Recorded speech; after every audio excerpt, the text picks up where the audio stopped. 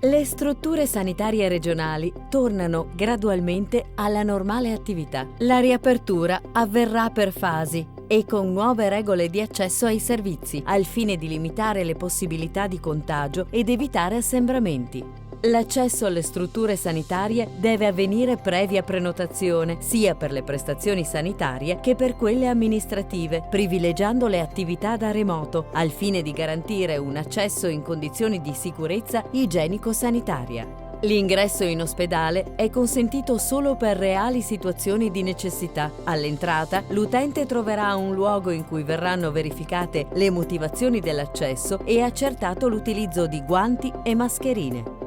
Tutti gli ingressi saranno presidiati da personale sanitario che verificherà la temperatura corporea di chi si presenta. In caso di valori oltre i 37,5 gradi centigradi, l'utente dovrà tornare a casa, oppure, per prestazioni sanitarie indifferibili, dovrà accedere secondo le modalità definite dalla singola struttura sanitaria. In caso di coda, gli utenti in attesa dovranno mantenere la distanza interpersonale di sicurezza di almeno 1 metro. Non sarà consentito l'ingresso di accompagnatori, fatta eccezione per minori, disabili o comunque non autosufficienti, persone fragili in genere o con difficoltà linguistiche.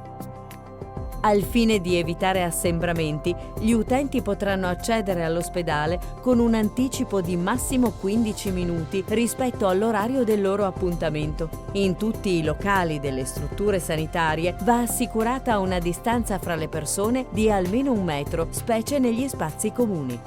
La Regione Veneto raccomanda infine la necessità di ridurre al minimo la permanenza negli spazi ristretti, come ascensori, servizi igienici, antibagno.